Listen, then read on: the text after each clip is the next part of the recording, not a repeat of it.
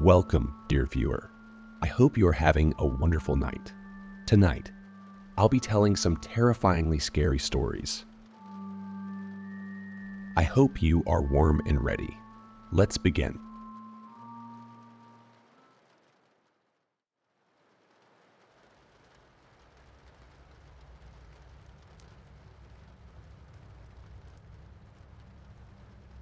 I have always been afraid of mirrors, ever since I was a young child.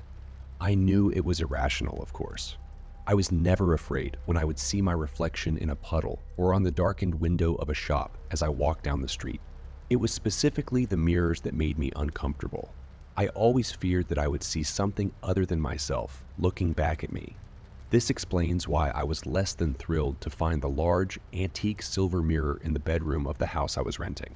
Were it my own place, I would have thrown it out then and there, leaving it on the curb and relying solely upon the mirror in the modern and well-kept bathroom for all necessary reflective purposes. Alas, I didn't think my landlord would think too highly of his tenant tossing out expensive antique furniture. So I contented myself with simply moving it into a spare room. I had moved into the house for the simple reason that it was fairly cheap, and I didn't have much other choice. My husband passed away earlier that year due to a heart condition, leaving me simultaneously a widow and solely responsible for the care of my son, Chester. Fortunately, my husband's life insurance policy turned out to be reasonably generous, but I still needed to downgrade our living situation if I was to take care of Chester without another source of income. Beyond the obvious fact that I have now been left to raise a child without the assistance of a spouse, there is another reason why I cannot supplement my funds by taking on a job.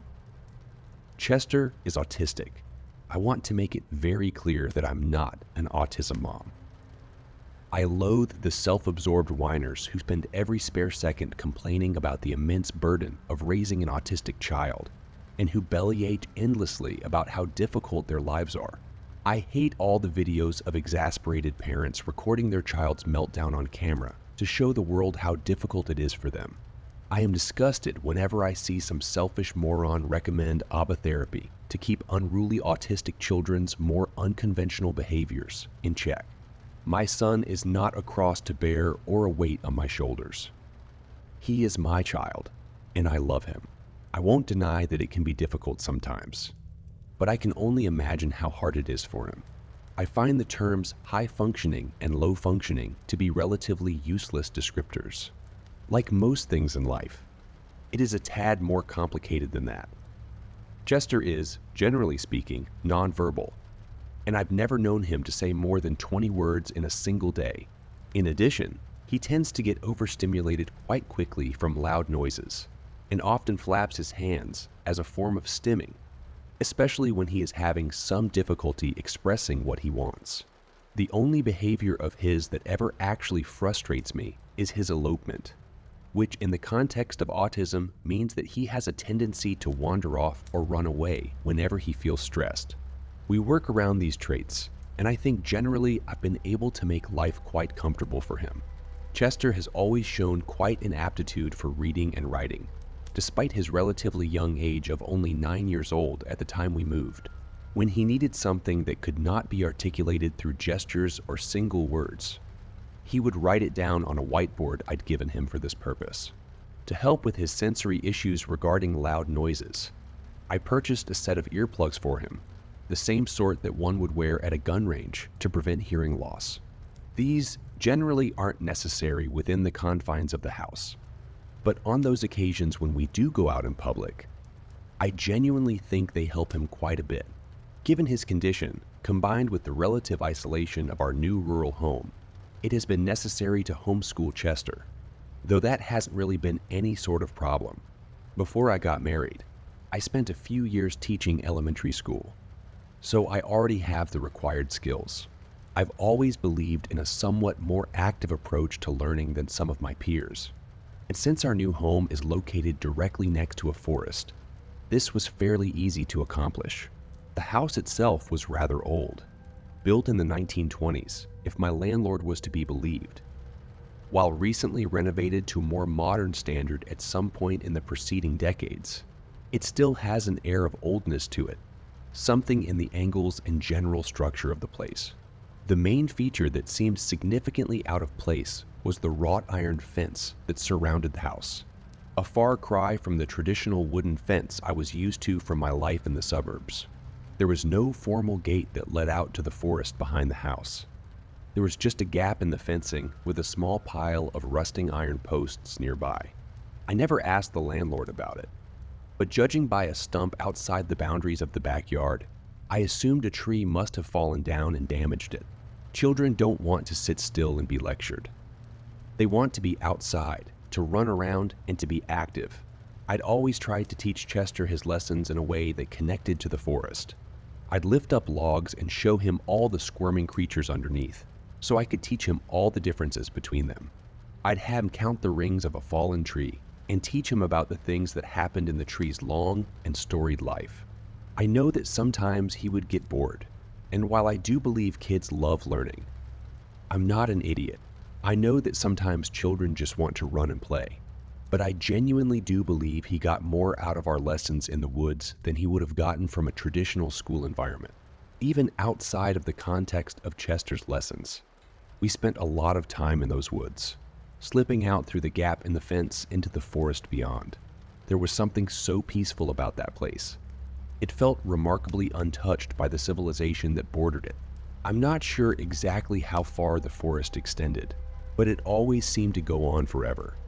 Like if you just kept walking, you could go the whole rest of your life surrounded by trees. I always kept a fairly close eye on Chester when we were out there. As much as I loved the place, I did often worry that he would simply run off, but there was never anything stressful enough in the woods to make him do so. The only real concern was to make sure he took off his shoes once he got back to the house, as otherwise he would track dirt inside, making quite the mess.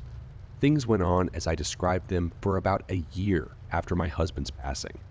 In between caring for Chester and all the mundane errands of modern life, I attended therapy and worked to move on from the loss.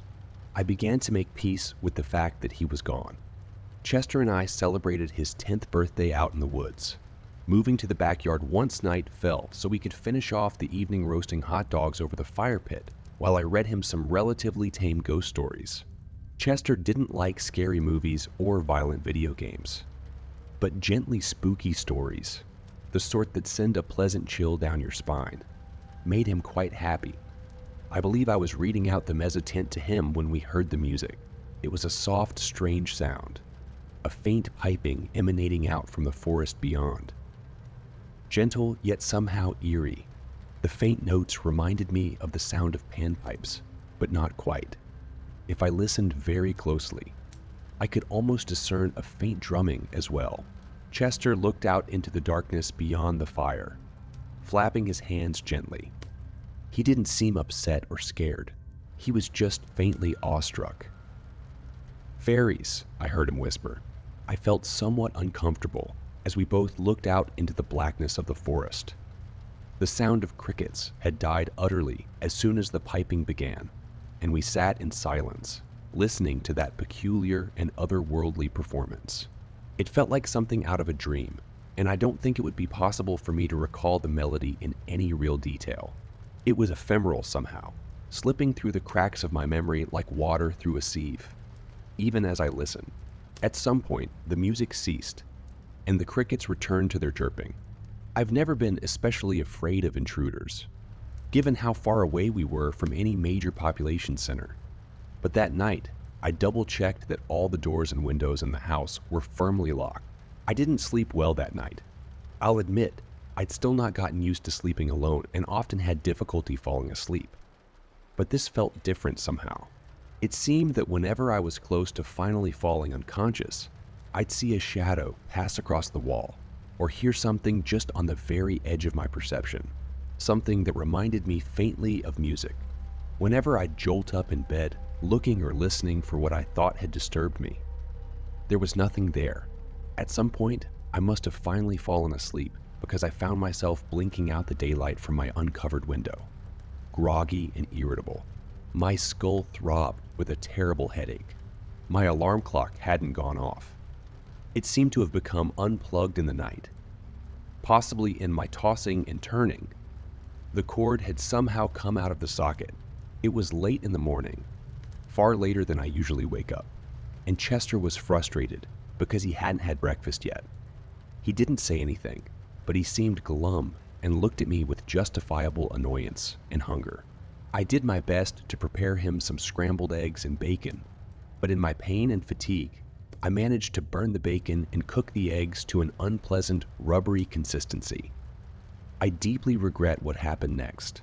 I swore about the bacon, the eggs, the pan, the stove, the landlord, my dead husband, anyone and anything that could conceivably be somewhat to blame for the ruined breakfast.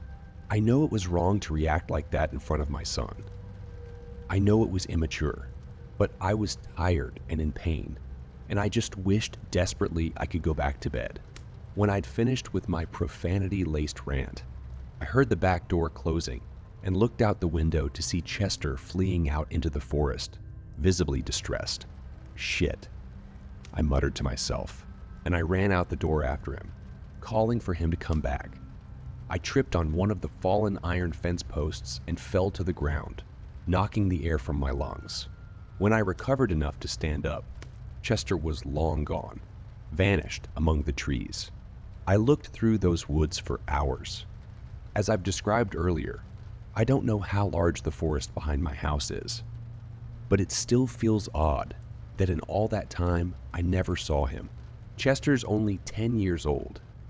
He isn't some sort of Olympic sprinter, and the foliage isn't so thick that I could have lost him that easily.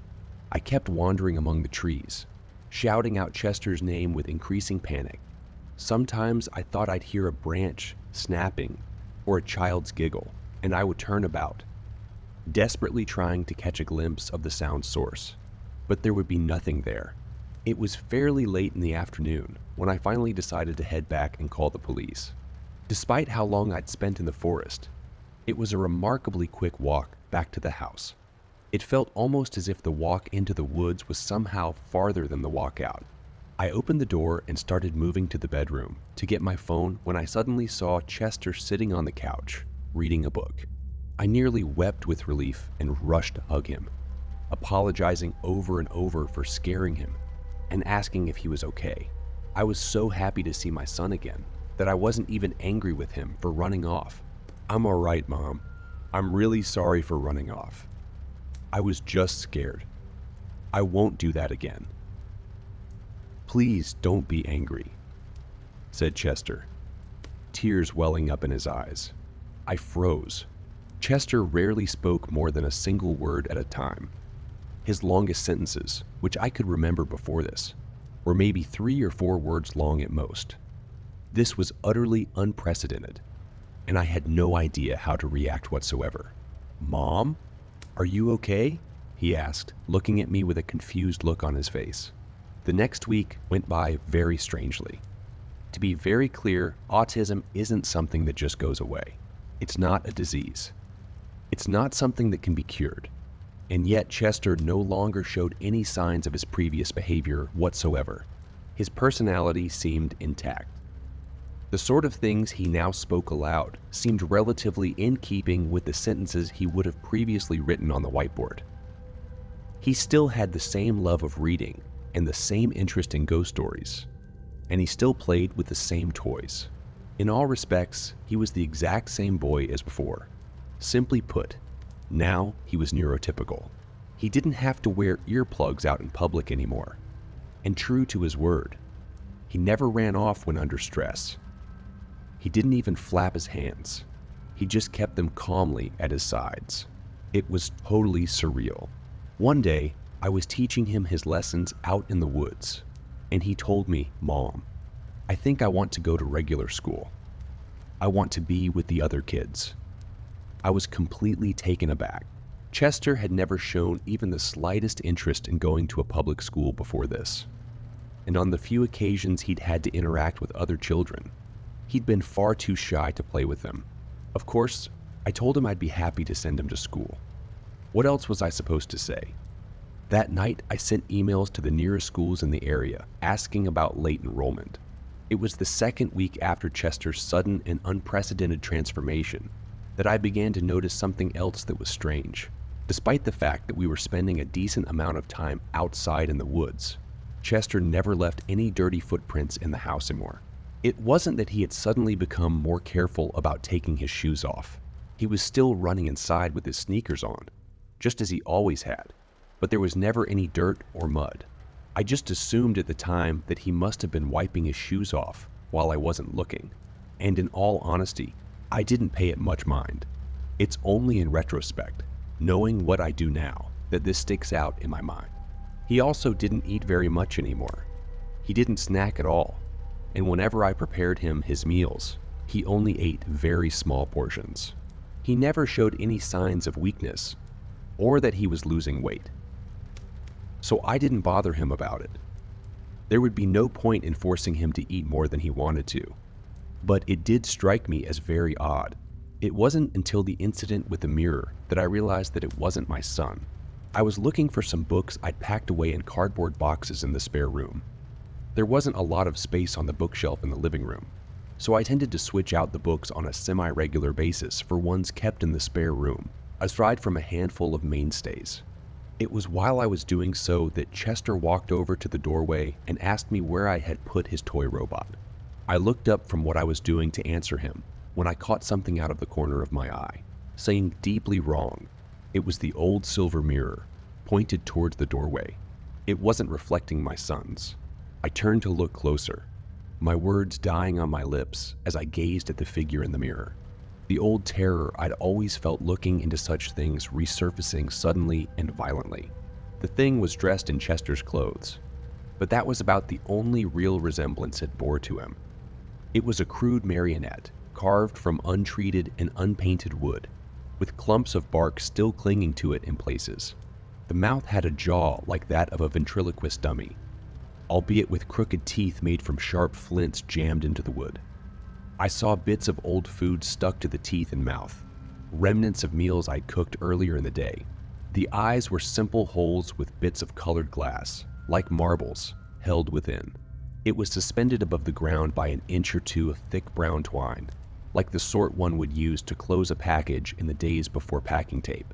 I stared in stunned silence at the mirror before turning around, only to find Chester standing there, head cocked slightly in confusion. "Are you okay, Mom?" he asked with concern in his voice. I turned once again to the mirror, seeing the horrible puppet thing once again. I wanted to vomit as I watched its jaw work up and down mockingly. "I'm sorry. I'll find it myself. I didn't mean to bother you," it said, before jerkily walking down the hallway to Chester's bedroom. That night, I watched Chester carefully in the bathroom mirror when he brushed his teeth. But there didn't seem to be anything strange about him at all. He moved like a person, not a puppet, and when I gently squeezed his shoulder, I felt flesh and bone underneath the fabric of his clothes, not hardwood and bark. I didn't sleep. As creepy as it may sound, I just sat in Chester's room and watched that thing lay in bed, snoring. It seemed to be asleep. I stayed there all night, just watching, until it woke up the next morning, asking me what I was doing. I didn't respond, and I left without making breakfast. It's not like it would have needed it. I wasn't even sure where I was going at first. I was just driving to clear my head. I eventually realized I was en route to an antique store the next town over. I'd visited the store a few times before, looking for bits of furniture and the like immediately after moving.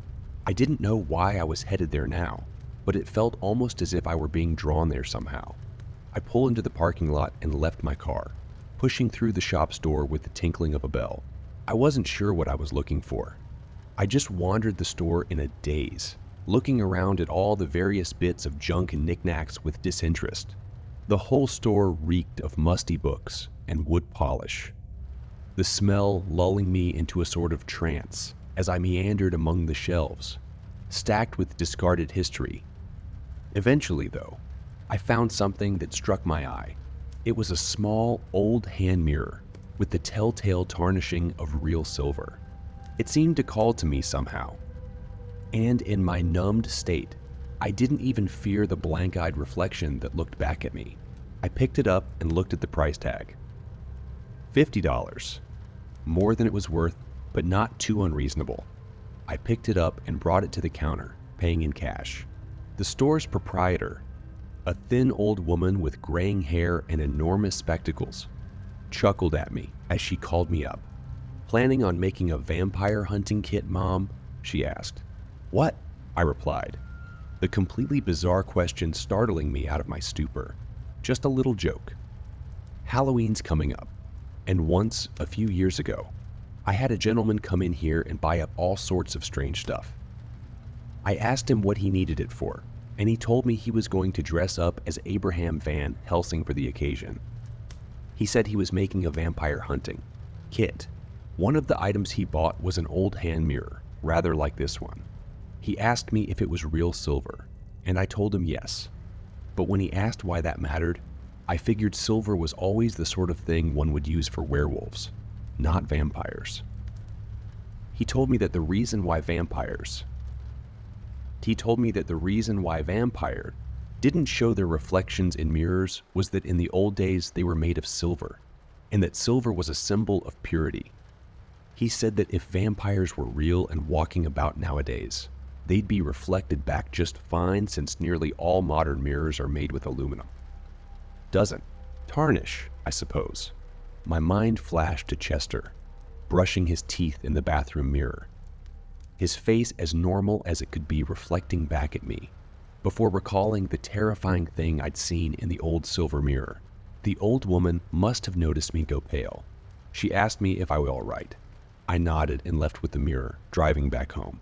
I got back around lunchtime, and the thing that pretended to be my son asked me if I was okay, and if we would be having lunch soon. I angled the mirror so I could see its face, and I saw that crude puppet mouth wagging in vague time with its speech. I told it to wait at the dinner table and that I would be with it in a few minutes. It did as I said, sitting down and pretending to read a book with its glass eyes.